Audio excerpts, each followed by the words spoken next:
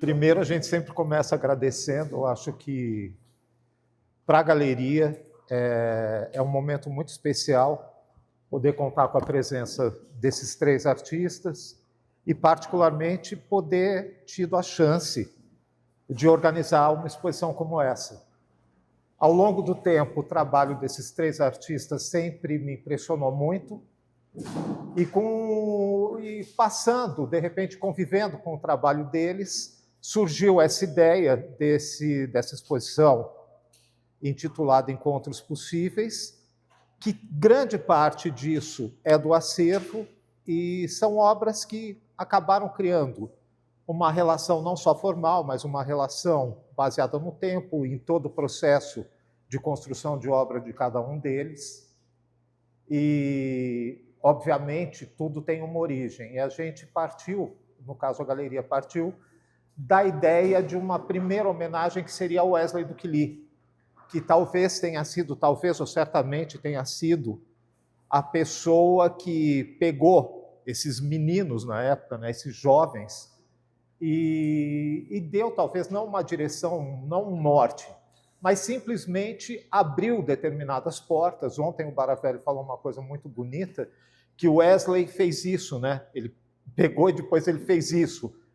E cada um desses 3 artistas seguiu um pensamento próprio, uma linha de trabalho próprio e, no meu ponto de vista, algo invejável dentro da história da arte brasileira e não só brasileira. Eu agradeço muito ao Fajardo, que está com exposição em São Paulo, ao Zé, que está abrindo também exposição no Instituto, e ao Baravelli, que produziu recentemente essa paredinha. Essa noite ele não trabalhou, ele descansou. Mas, então é isso. Diante desse começo, pontuando o Wesley e tal, eu queria deixar claro assim, que a gente vai fazer algo rápido, é 1 hora para cada um falar, mais 40 minutos de intervalo, e depois do almoço a gente continua. Brincadeira. 45 minutos no máximo, contando tudo. Então, de forma rápida, eu queria só que cada um passasse um pouco, se possível, dessa convivência com o Wesley. Posso só contestar uma coisa já de início? Sim. Fomos nós que pegamos o Wesley. Não foi então, aí, ó. Exatamente, foi o contrário. Nós procuramos o Wesley. Eu sabia dessa versão, assim, foi uma colocação errada nesse sentido. Mas, só para complementar, mas ele que mandou a gente embora. Então existiu um fato correto. Ele fez isso e isso. Na realidade, vocês fizeram isso. E, na verdade, foi em menos de 1 ano. Que nós não tivemos um ano letivo com essa, foi muito menos. Nem férias. Agora, deixa eu dizer uma coisa, um detalhe. Mas ganhamos a gente diploma. fala em encontros possíveis, eu acho que, num certo sentido, esse é um encontro impossível. Porque, vamos considerar, nós tivemos uma formação juntos, nós tivemos, durante um bom tempo, um trabalho em conjunto que foi riquíssimo, e eu acho que depois cada um de nós seguiu carreiras completamente diferentes e voltarmos a estar juntos aqui, para mim é uma maravilha, porque faz muito... Baravelli, poxa, que prazer. O Zé eu tenho um contato maior, mas que prazer a gente perceber que o trabalho que nós desenvolvemos tem individualidade e tem familiaridade também. Então, num certo sentido, eu considero que você conseguiu um encontro impossível. Quer dizer, eu acho que isso é um fruto da sua vontade. Eu fico tão orgulhoso mesmo e feliz de que você tenha tido esse pensamento de novo, apresentar o nosso trabalho em conjunto. Então, essa é uma oportunidade que a gente está começando a ter hoje, maravilhosa. Isso aí que eu queria começar a apresentar para você, o agradecimento nosso de ter, de repente, vocês todos aqui nos honrando com a presença e virem a ouvir algo que é uma experiência bastante longa, comum entre nós 3. É isso, começando. Bom, fazendo só uma observação, complementando o que o Carlos, agradecendo a todos, enfim, eu fiz aqui logo uma provocação e nem agradeci nada, mas com razão o Carlos aqui nos fez esse agradecimento para a exposição, para a galeria, essa coisa toda. Tem uma coisa, Zé, que, desculpe, eu vou te interromper rápido. Isso parece música, porque artes visuais é muito individual.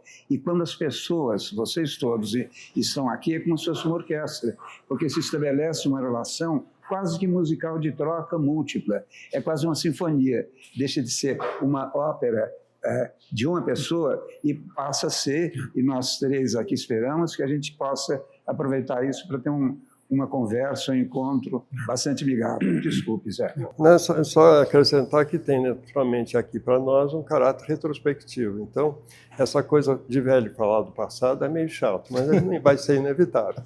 Então, eu acho que tem uma observação só que me recorda das nossas primeiras atitudes, é que isso que você comentou das diferenças, mas eu me lembro que todas as nossas posições sempre foram apresentadas como 4 individuais juntas. Ou seja, nunca como um grupo coeso que tivesse uma posição coesa em relação à arte. E eu acho que isso que é que, no fundo, essas diferenças é que nos reuniram sempre. Desde a ansiedade de conseguir, que foi a questão do Wesley, da gente pegar o Wesley, por uma relação de complementar aquilo que era a nossa expectativa e que, naquele momento, enfim, precisa dizer que a gente tinha acabado de entrar na faculdade, era uma coisa muito, hoje, né, pode ser juvenil, né? Sim. Mas, de alguma maneira, eu acho que a atitude foi sempre a de ter essa condição de diferença por estarmos 4 juntos. Certo. Desde a primeira exposição, depois na exposição maior que se fez no MAC em São Paulo. Sim. Enfim, sempre teve esse caráter de que eram...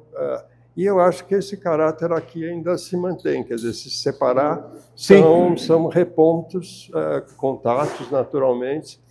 Que, enfim, a gente passou uma parte grande juntos nessa formação e nesses primeiros embates, né? E eu acho que isso é que reanima ver esses trabalhos aqui em conjunto. Curioso, a sensação que eu tenho um pouco de... Eu não sei porque eu gosto muito de jazz, então que a gente era uma espécie de conjunto de jazz, que tem o saxofonista, não é o pianista, eles tocam instrumentos diferentes, e a relação, e o baterista, e o contrabaixista, etc. Agora, e a relação entre eles é complexíssima, né? De entender, pegar a dica do outro, continuar o solo que o outro estava fazendo de uma outra maneira, comentar o solo que está acontecendo, e aí chega uma hora que toca todo mundo junto, né? E então tem essa... como o Zé disse, são 4 indivíduos, né? Você pega, sei lá, o conjunto lá famoso do Miles Davis, aí tinha o John Coltrane. Eles não eram iguais, mas aquilo encaixava com uma engrenagem, né? Então, um pouco o que aconteceu assim, quer dizer, não foi nenhum plano nosso, né? Mas aconteceu espontaneamente, exatamente como é uma jump session, né? Junta a turma lá e vamos tocar, né? E aí sai isso, né? Ninguém planejou nada, né? Nós vamos construir um grupo assim, assado. Foi acontecendo, né? E deixa eu fazer uma pergunta entrando nisso.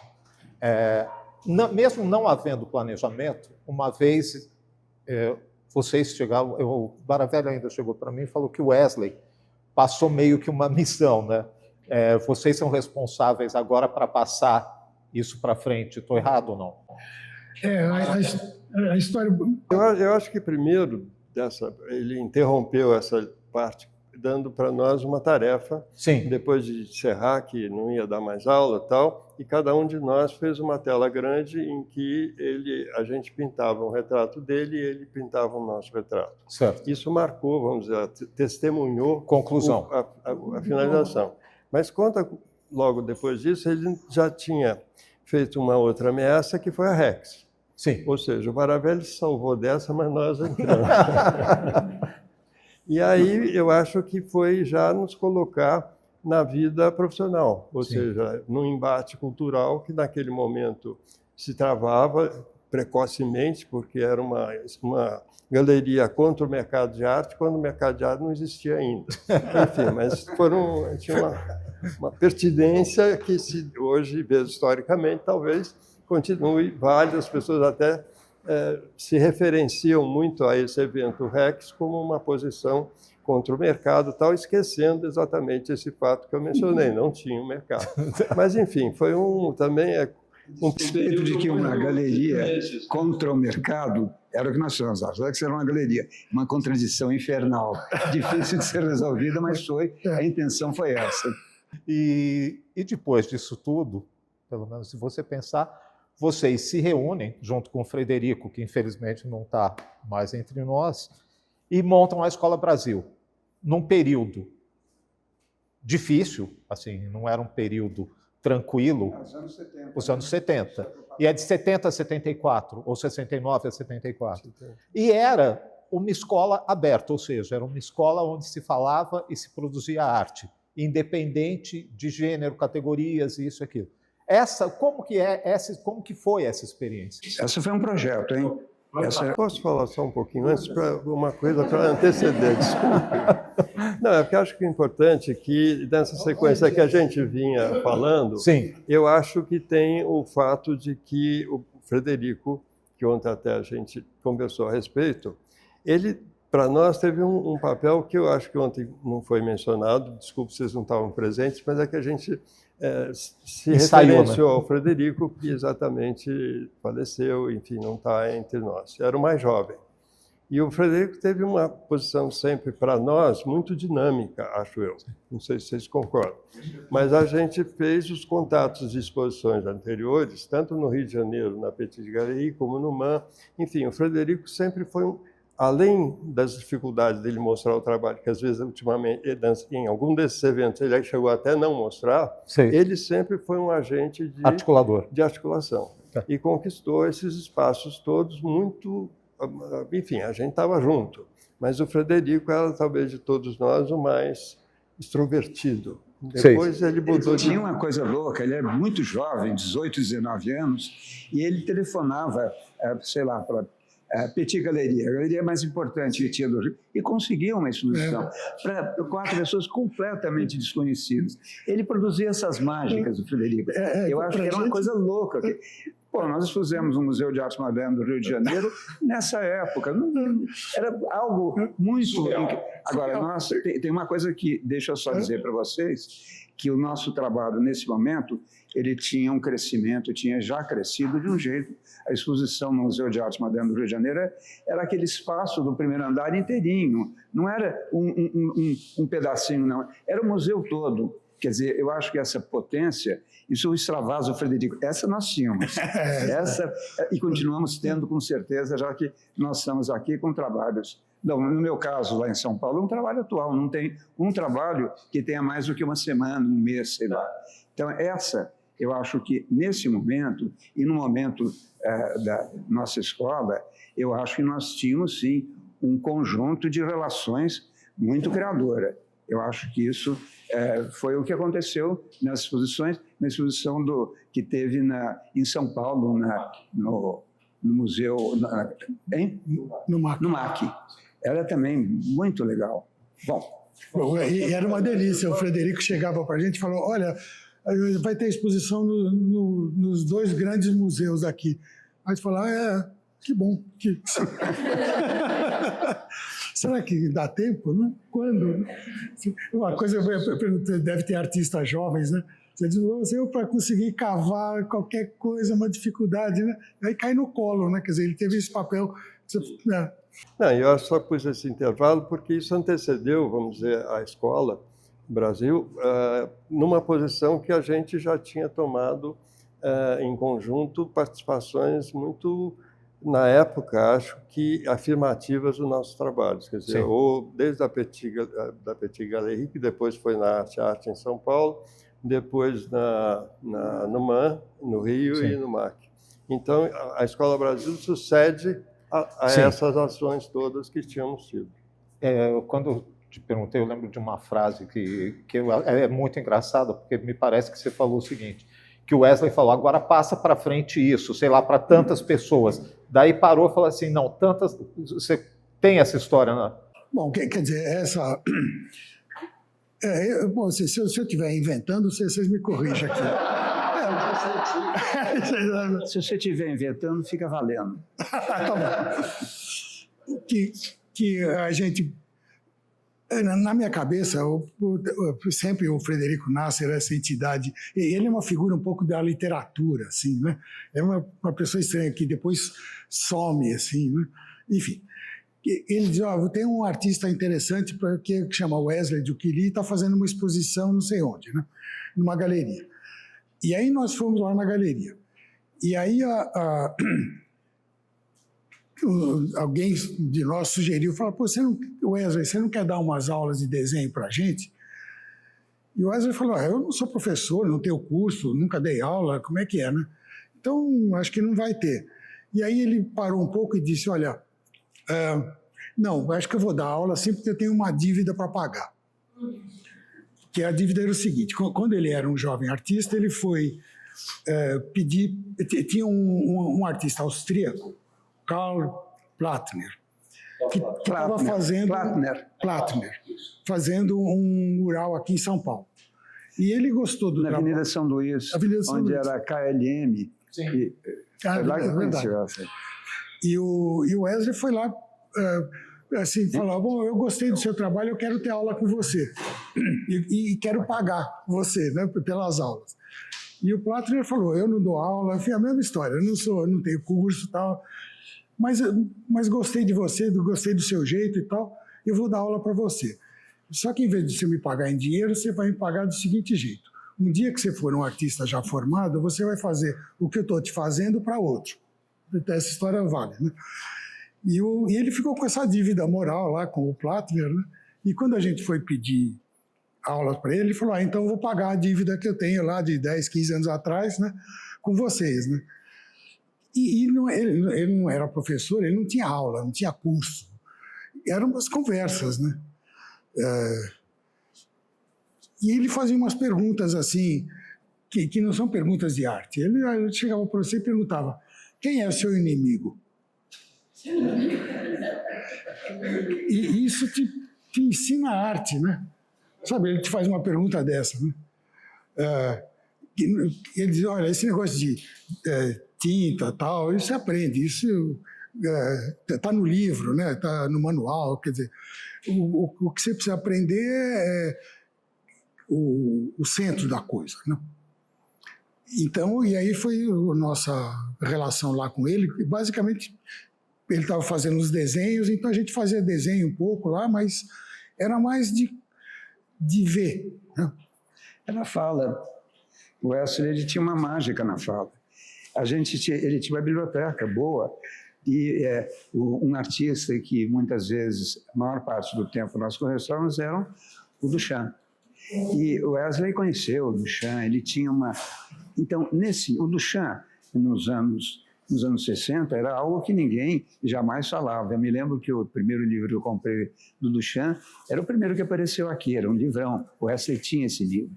Então, o que ocorria era uma forma de pensar a coisa artística num outro lugar, num outro tamanho. O Wesley, eu acho que se eu aprendi uma coisa com Wesley, é que ele não ensinava nada. Exatamente. Era maravilhoso, porque era uma conversa em que, como você falou muito bem, de quem você gosta, eram coisas da vida cotidiana que, no caso do Marcel Duchamp, se adequava muito, já que ele não era exatamente um artista que desenvolvia um raciocínio, digamos assim, verbal. Ele não tinha imagens que você entendia que isso é uma casa, isso é aquilo. Sim. O Duchamp trabalhava com a vida cotidiana, o atual. Eu acho que a coisa mais incrível do Wesley é que ele tinha um cotidiano, muitas vezes o discurso sobre os desenhos não eram feitos por ele, eram feitos por nós. Nós falávamos e ele rebatia. Então, se tem uma coisa que nós aprendemos com Wesley, foi que esse assunto é da cabeça, não é da mão. Exatamente. E que também, não sei se é um truísmo assim, mas que a arte não se ensina, a arte se aprende, né? Quer dizer, a relação é completamente outra, né? Sem dúvida. Quer dizer, você não tem um professor, você que procura, né? E fazendo o repique, ele ensinou a gente a aprender. E como que surge a ideia da Escola Brasil? Bom, essa é uma ótima pergunta, porque ela não surge. Ela já estava nesse procedimento. Nós já estávamos no meio do caminho. Não, mas eu tenho um culpado aqui.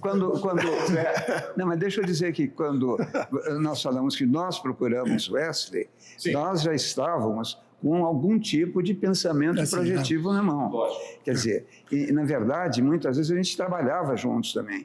Eu tinha um ateliê grande lá no Jardim América e nós ficávamos trabalhando lá.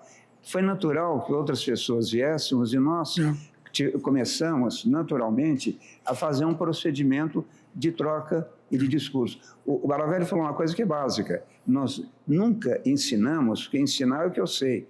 A pessoa tem que aprender e desenvolver o que ela sabe. Essa mecânica inverte o ensino. Você não ensina. Eu nunca falei que eu estava no ramo de ensino, sempre estive no ramo de aprendizado. Porque se você não estiver aprendendo junto com o outro, você está perdendo uma grande oportunidade. Isso é uma coisa que é assim. O professor aprende muito com os alunos. Sim, é. E esse procedimento é troca. Esse procedimento é um encontro em que o assunto mesmo é uma membrana entre você e eu. Isso é uma situação muito boa. Tem uma passagem que eu acho bem interessante, até pela ligação que se faz com Ribeirão. O Wesley veio dar aula em Ribeirão, e em seguida, me parece que a primeira pessoa que substituiu o Wesley, posso estar errado, foi você. Eu não substituí o Wesley, eu vou explicar. Essa história é boa de explicar, porque a primeira vez que eu dei aula na minha vida foi aqui, em Ribeirão Preto. Na verdade, quem ia dar aula aqui era o Wesley. Ele foi contratado com Pedro Manuel Gismonti, que estava fazendo um curso aqui, também um curso muito interessante. Acontece que eu, nesse momento, estava assistindo o Wesley, eu vim junto com ele num primeiro encontro, só que nesse momento ele foi convidado para participar de uma Bienal no Japão, a única que teve em Tóquio. E então, o que começou aqui foi o Wesley me dando um papel assim, cheio de coisas escritas por ele. Olha, o que ele escreveu era para ele fazer, e não para mim. Então, na verdade, minha situação foi muito louca, porque eu cheguei aqui e eu dei a primeira aula, o Wesley estava no Japão. A primeira e todas as subsequentes, enquanto eu aguentei. Depois o Baravelli me substituiu. O Baravelli logo percebeu que talvez, vindo de avião para cá, fosse mais prático do que do jeito que eu vinha, de carro.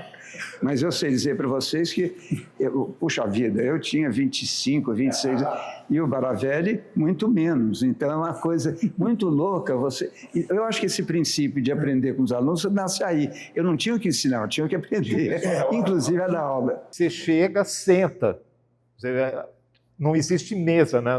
Bom, esse é um princípio meu. Eu era muito jovem, eu cheguei lá, estava cheio de cadeiras, eu sentei numa. Aí as pessoas começaram a chegar, eu comecei a conversar. Até Esse professor não chega, né? nós percebemos que eu estava dando aula, eu e os alunos. Então, eu jamais, e nós estamos com cadeira assim, sem mesa, porque eu pedi para o Marcelo, eu jamais sentei numa mesa para dar aula. Isso é princípio. Quando você senta numa mesa, você fica numa posição superior. Você fica numa diferença. Essa diferença não interessa.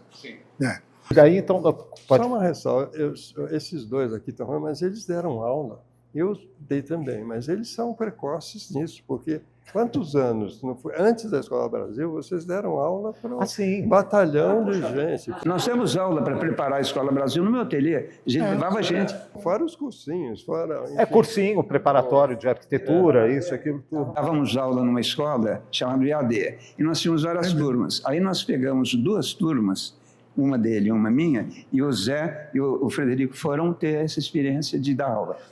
Nós fizemos 1 ano, 2 anos de orientação até começar, que tem o nome da Escola Brasil, era uma escola de orientação mesmo, em que, bom, enfim, eu não vou falar disso agora. Depois da Escola Brasil, pelo menos no caso do Fajardo, você continua com as aulas no ateliê da Pamplona, que ontem mesmo a gente estava rememorando, era um dos locais mais, assim, qualquer pessoa com aptidão para a arte, se é que existe isso, era indicado, vai procurar o Fajardo, na Rua Pamplona. Não, se tiver uma catalogação de quem fez no seu currículo, em todos os currículos, o número de pessoas que citam o curso do Fajardo é assim... Teve um dia na galeria que a gente chegou a não sei quantos mil, né? teve um dia na galeria que a gente estava falando essa coisa de alunos, isso e aquilo, e a conta era assim, não sei quantos mil.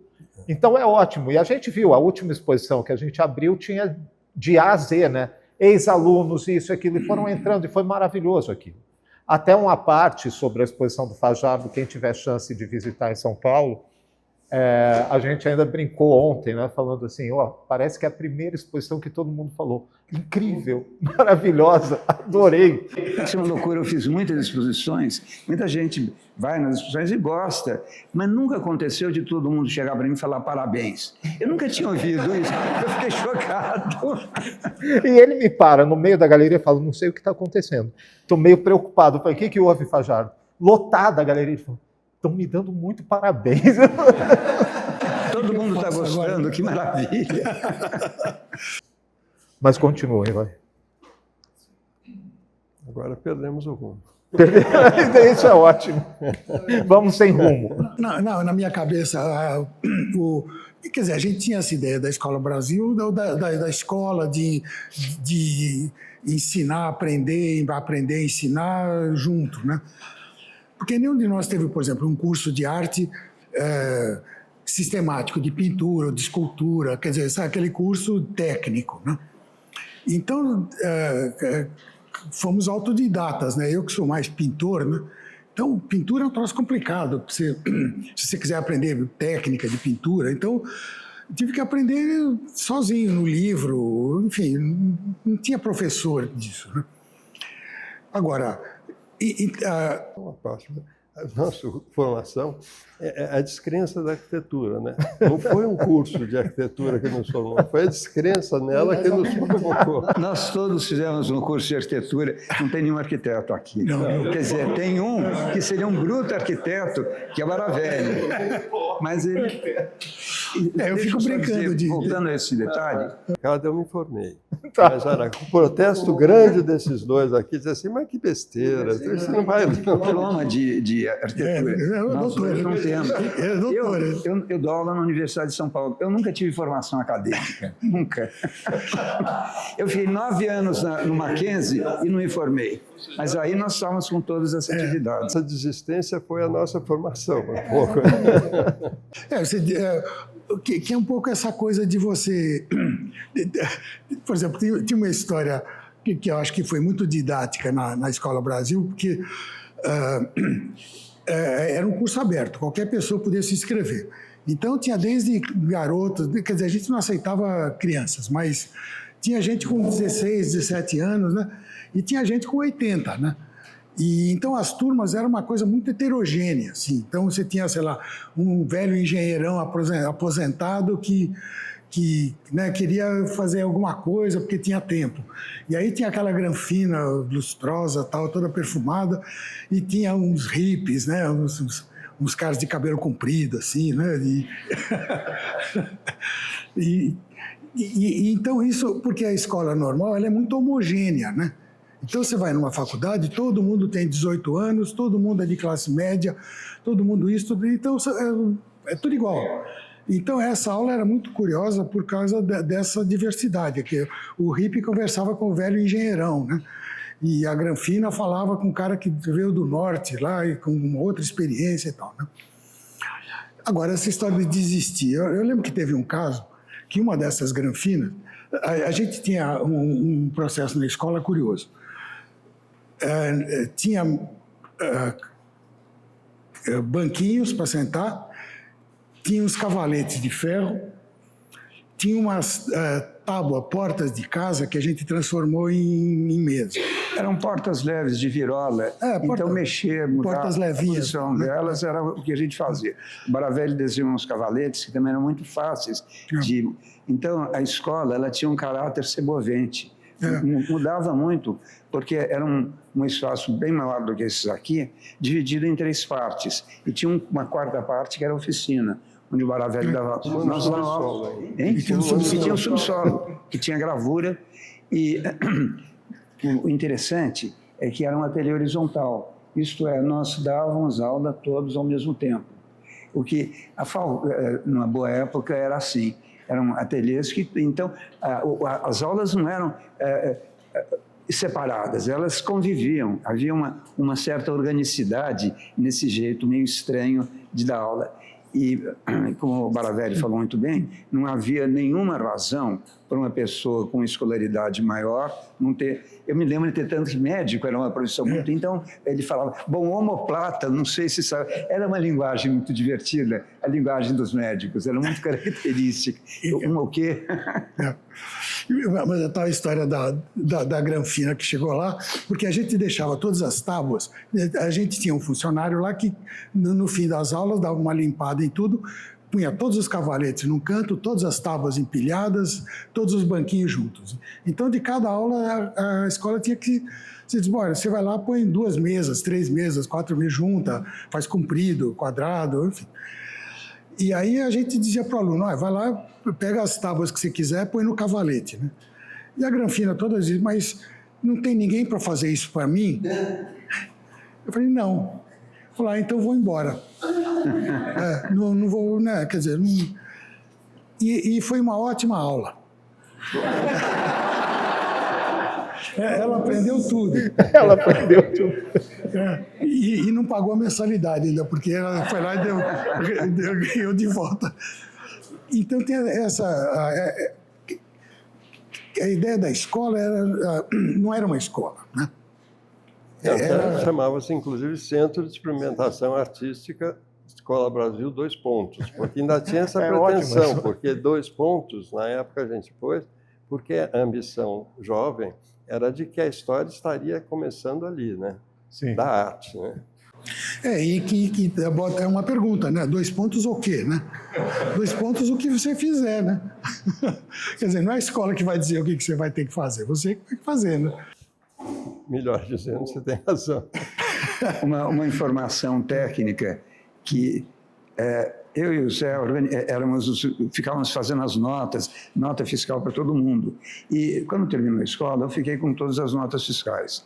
Eu as guardei, você é obrigado a guardar por 5 anos. Né?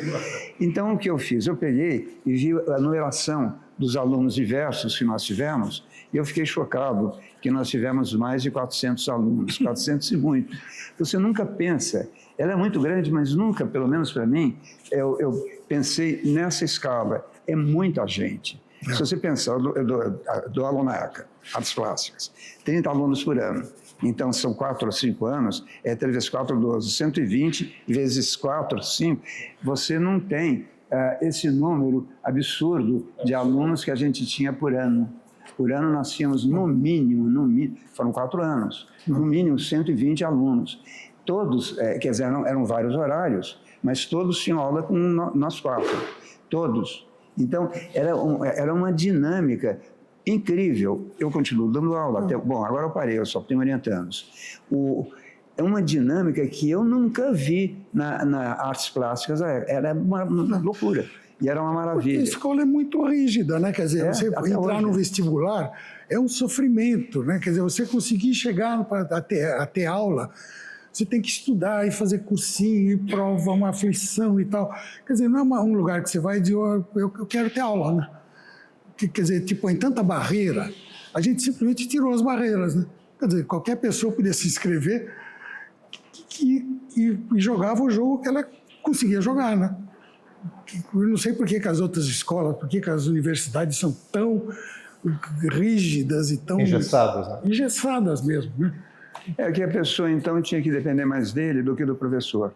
Claro. E isso é uma maravilha, porque aí a troca é efetiva, é uma troca entre iguais. Então, a ignorância do aluno conta tanto quanto a não ignorância. Inclusive, a ignorância que a pessoa traz para mim é o assunto, não é o outro. Exatamente. Porque o aprendizado, você não aprende o que você sabe, você aprende o que você não sabe. E essa lógica, muitas vezes, é esquecida nos cursos, porque você chega lá e vai ter aula de técnica de usar lápis, sei lá, uma bobagem qualquer dessas, né? Não tem sentido nenhum. Para que eu vou aprender uma técnica que eu não vou usar nunca? Eu tenho que começar lá dizendo, eu quero usar esse material, vamos usar. Não importa se eu ou o Baravelli ou o Zé conhecemos, nós vamos conhecer juntos, vamos estudar esse negócio. Então, eu acho que existia também um aporte individual muito interessante lá. Quer dizer, não é que eu ia fazer uma matéria para todos nós trabalharmos juntos, não. Nós dois íamos trabalhar, e assim sucessivamente. Bom, eu não parei aqui, hein? Bom, não, tem outro aspecto também que eu queria levantar, é o seguinte, quer dizer, a escola, ela também deu, vamos dizer, a posição profissional para nós que compensava as dificuldades que os nossos parceiros da mesma idade e artistas naquela época tinham. Ou seja, havia na época a forma de acesso, vamos dizer assim, eram, em geral, salões.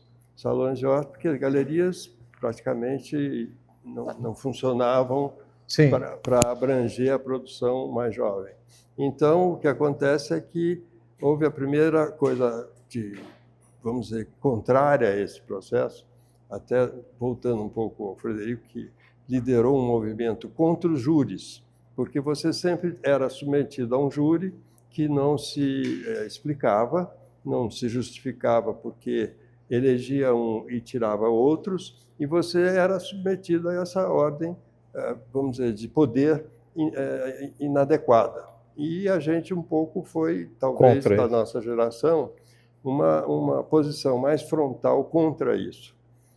Outras pessoas aderiram, tal, mas eu acho que as exposições que nós fizemos, com a independência com que nós fizemos, e depois a escola também, com um processo de poder sobreviver como artistas produzindo. Sim. Então, acho que isso tem, e eu acho que a gente sempre colocou isso, eu lembro uma que eu tenho que elogiar o Baravelli, por causa daqueles títulos lá, porque ele escreve, a meu ver, melhor do que todos nós, e tinha aquela coluna na Folha maravilhosa que você fez, não sei, devia ter continuado, mas o Baravelli fez... na Folha de São Paulo. O Baravelli fez lá não me lembro, era um jornal, uma época, e aí colocando, reforçando um pouco o que a escola tinha como intenção. E, para nossa surpresa, no dia seguinte, na época, o jornal mais importante de São Paulo era o Jornal da Tarde. E o Arnaldo Pedroso Borta, de repente, estampou o texto do Baravelli no editorial do jornal. Ou seja, a escola também teve um pouco essa conquista de constituição nossa, profissional, nessa perspectiva de maior independência para a produção, enfim, de menos pendências que todos os artistas naquela época que se iniciavam estavam sofrendo. Uma coisa que eu gostaria de observar, tem essa ali no trabalho dele, na Escola Brasil, muitas vezes associa-se ao Wesley. Ele nunca foi uma vez na Escola Brasil. Era uma questão de princípio dele também.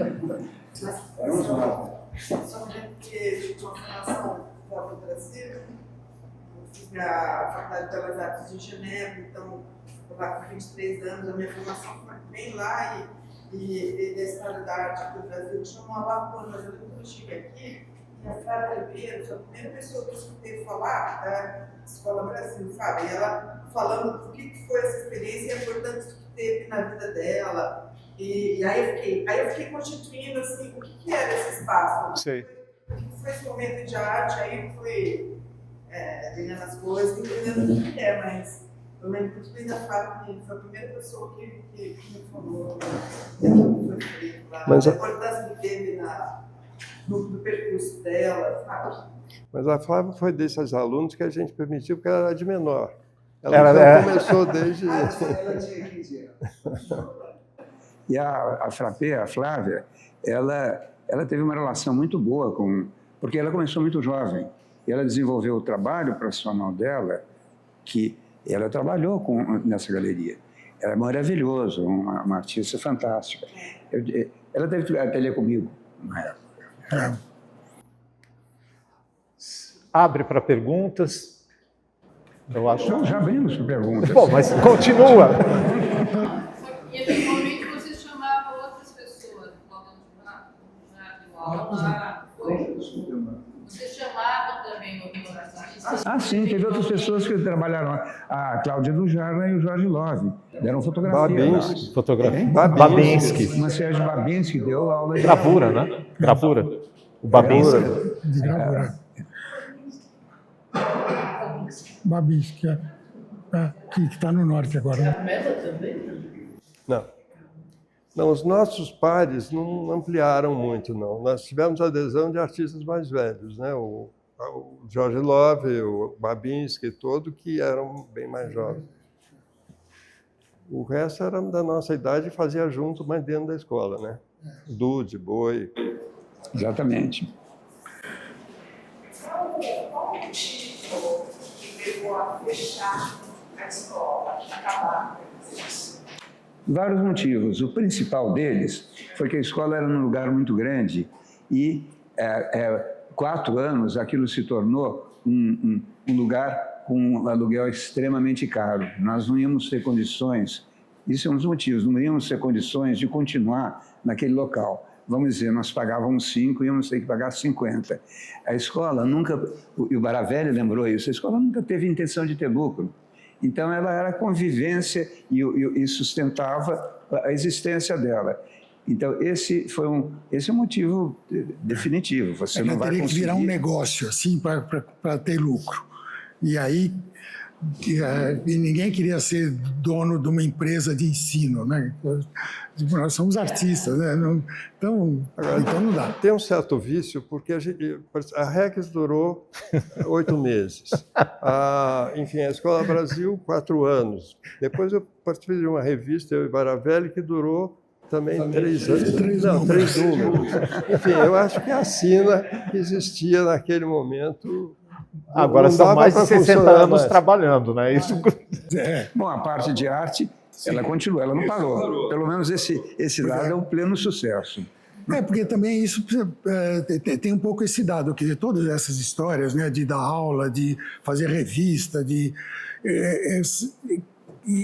isso é uma atividade externa. Aí todo mundo ia para casa fazer trabalho, fazer essas coisas, né? Além do que, o trabalho individual nosso nunca entrou na Escola Brasil. Nunca. Mesmo eu, quando dava aula no meu ateliê, quando ia dar aula, todos os trabalhos a fazer pintura, e virava tudo ao contrário. Nada ficava à vista quando tinha encontro com as pessoas, porque não tinha nem cabimento. Nós não estávamos lá fazendo esse tipo de coisa muito errada. O que ocorria é que a pessoa que ia para a Escola Brasil ia desenvolver o trabalho dela. Sem influências desse tipo, modelo. Que é péssimo. A coisa mais tradicional em arte é você seguir uma sequência de artista, isso é um horror. Não tinha nada a ver. Quando os senhores ficarem parecendo muito velhos, vamos falar de presente. Como está a vida hoje? Como é que é depois de tudo isso? Vocês continuam trabalhando? Vocês vão manter a metodologia? Eu posso responder para você. Eu pergunto, quando você fez essa pergunta, qual delas? Qual delas? Está certo você? Eu, por exemplo, eu tenho o meu trabalho de arte, mas eu não tenho só ele, meu trabalho de arte, eu tenho várias outras atividades. Então, eu acho que essa multiplicidade, pelo menos é uma característica minha, eu acredito que dos meus companheiros também. Então, num certo sentido, essa pergunta não faz sentido. Mas continua aqui o movimento, continua fazendo coisas, continua motivado. Uma das minhas atividades, andei ficando em dúvida esse ano aqui, eu estou aposentado, mas eu continuo como professor sênior. E o professor sênior pode dar aula do que quiser na universidade, é isso. E eu cheguei à conclusão que uma atividade que eu devo continuar é orientar pessoas em doutorado, porque eu acho que eu fico muito orgulhoso daqueles que são doutores e estão entrando nas faculdades, das universidades mais importantes. Eu me sinto honrado com isso.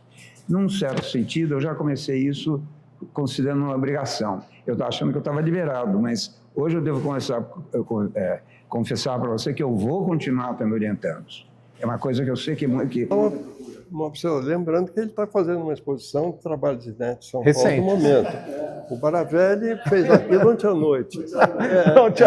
E eu estou expondo aqui no Instituto também com uma série de trabalhos, a maioria é externo. Então, está todo mundo vivo. Agora, o mundo está ruim, a gente continuar vivo não está fácil. E trabalhando, né? Fazer o quê, né? Não tem escapatória, né? Pensar que a gente vai mudar o mundo, a gente já desistiu há um tempo. Mas acho que esse fazer, vocês carrega até hoje, essa é a mudança. Eu acho que nesse mundo que a gente está, realmente a arte é uma das portas, se não a única, talvez, que permite a gente deslumbrar alguma coisa de vir a ser ainda. Eu também acredito. Hoje permite ainda sair do... Não, e a gente tá insistindo ainda há mais de 60 anos. Ou a gente é muito teimoso, ou a gente acredita nisso, né? A Fernanda Torres fala que a mãe dela fala para ela assim, minha filha, o mundo sempre esteve acabando. Agora, mas também tem uma equação mais ou menos simples, assim. Você diz, por que fazer, né? Isso. Porque você sempre acredita que quando você faz uma coisa dessa, o mundo vai ficar um pouco melhor. As pessoas, né, isso vai ajudar um pouco as pessoas, né? Quer dizer, então, você tem um motivo para fazer. Depois, o segundo motivo curioso é que isso aqui, né, mais ninguém pode fazer, só ele. Quer dizer, é a única pessoa, em 8 bilhões de pessoas, né, só essa pessoa pode fazer isso. Então tem essa unicidade, né? E o terceiro motivo é que precisa pagar as contas no fim do mês. Né? Isso mais ou menos resume a motivação, né? Mas concordando com o Baravelli, eu acho que o que a gente faz, de certa maneira, é uma porta para as pessoas terem a sua disposição aberta para pensar aquilo. Ou seja, na realidade aquilo não existe. Ela só existe na hora que alguém se dispõe a pensar naquilo. Né? Sim. O real trabalho de arte é o que se dá no outro. Né? É o que eu chamei de melhorar o mundo. Exato. Né? Enquanto vocês davam aula, nesses 4 anos da Escola Brasil, as aulas influenciaram os trabalhos de vocês individualmente? Ou seja, enquanto vocês estavam formando pessoas, havia alguma troca que vocês levavam para casa, para o trabalho individual de vocês? Eu acho que é inevitável. Não só... Eu estava falando isso, a relação é entre, não é uma relação que tem uma direção só. É inevitável as trocas que tem. Eu não diria para você que eu tive uma influência. Não, isso nunca existiu. Mas essas trocas... O que nós estamos fazendo aqui? Nós estamos trocando. Você acha que... o Baravelli acabou de dizer que não existiria isso se não tivesse sido feito pelo Zé. Você acha que nós existiríamos se não existissem vocês e essa troca? Por isso que eu no início falei que parece música, porque é uma sinfonia. Quer dizer, nós todos estamos num lugar comum, sem dúvida nenhuma. Não é um projeto, mas essa convivência ela é importantíssima. Importantíssima. Quer dizer, esse trabalho, por exemplo, que o Baravelli falou, ele convive com o outro, ele necessita do olhar do outro, ele necessita dessa troca. Não só ele, mas quem fez. Quer dizer, essa convivência, a gente não pode perder de vista que ela existe. Um pouco também, talvez pode resumir, fazer um ditadinho assim, se você quer aprender, tente ensinar. É verdade. Porque às vezes o aluno faz... Tem coisa que você diz, bom, eu sou pintor, eu sei o que quer dizer composição. Então estou satisfeito com o meu conhecimento. Aí vem um aluno e pergunta, Baravelli, o que é composição?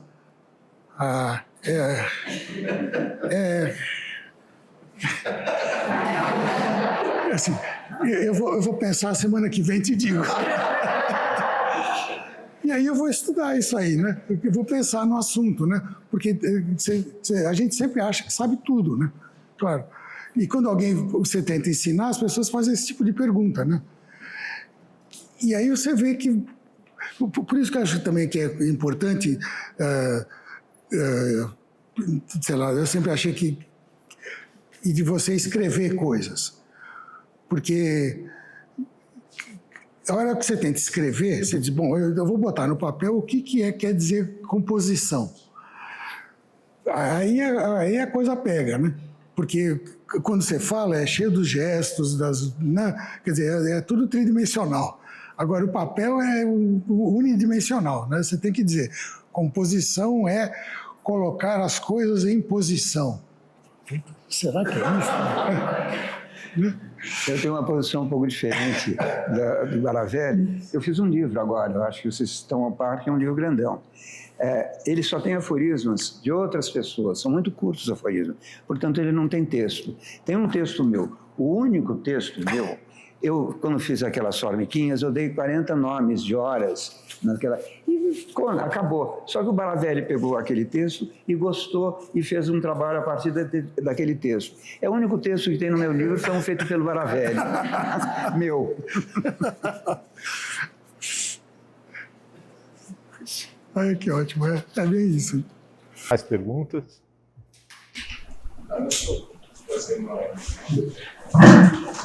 Em paralelo à produção de cada um de vocês, né, vocês falaram de várias iniciativas que ajudaram a constituir assim, um debate público sobre arte no Brasil, iniciativas de formação, as escolas brasileiras como as aulas do Plajá, as publicações para as quais vocês contribuíram, Malas Artes,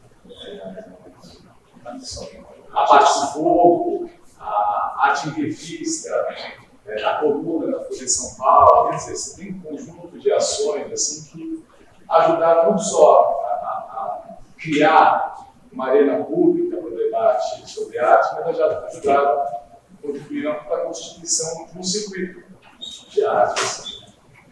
É uma pergunta bastante ampla, mas eu queria que vocês pensassem aqui conosco em que pé nós estamos, em que pé está o circuito de arte hoje no Brasil, como é que vocês veem o campo da arte hoje, assim, o campo que vocês ajudaram a constituir, com o qual vocês debateram tanto. É uma pergunta bastante ampla, mas eu queria ouvir um pouco a impressão de vocês assim, sobre o circuito, sobre as condições de produção e circulação do trabalho de arte. Posso começar pelo fim? A culpa não é nossa, tá? A culpa não é nossa. Não é. Vou dizer por quê.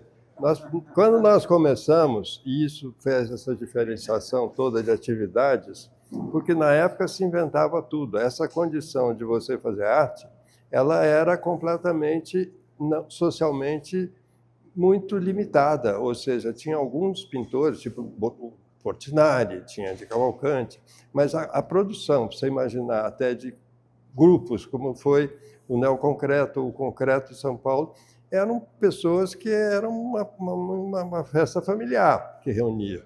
E, então, eu acho que isso diferencia muito a briga que nós tivemos, e eu não acredito muito em negócio de década, mas, em todo caso, no Brasil, dos anos 80 para frente, o processo se expandiu de uma maneira muito absurda.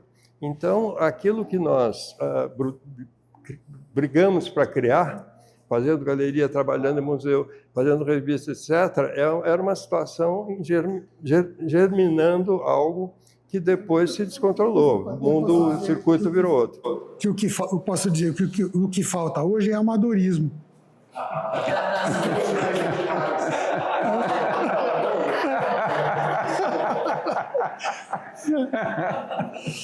que éramos todos amadores de tudo, né? Quer dizer, não é amador de profissão, de pintor, de escrever, de fazer isso, fazer aquilo. Mas então isso é feito com uma ingenuidade, uma disponibilidade que o profissional não tem, né? O profissional está todo já enquadrado, né? Se o sujeito é curador, ele é curador. Porque ele estudou na faculdade de curadoria e aí ele só faz aquilo, né? Inclusive, amador é aquele que ama. Exatamente,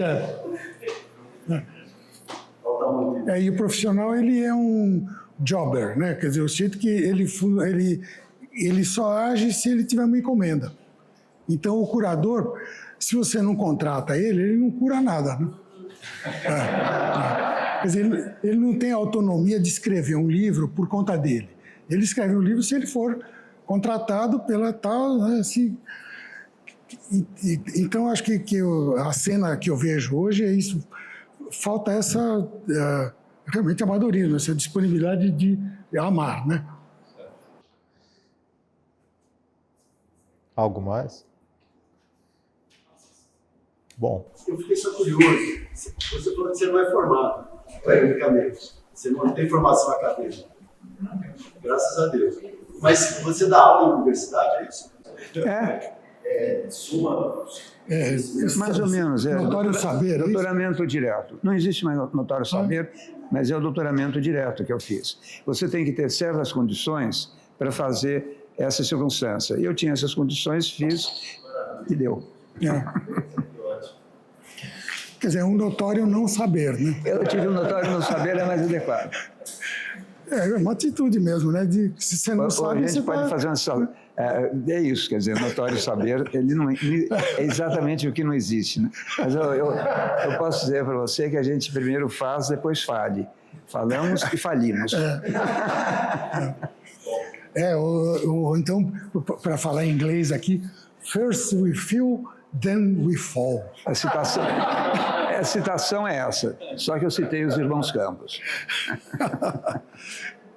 Bom, eu esperava que fosse acontecer algo muito bom, mas é sempre surpreendentemente melhor. Então, obrigado a todos vocês. Obrigado, Fajardo, Zé, Bara e a todo mundo que está aqui. Sensacional.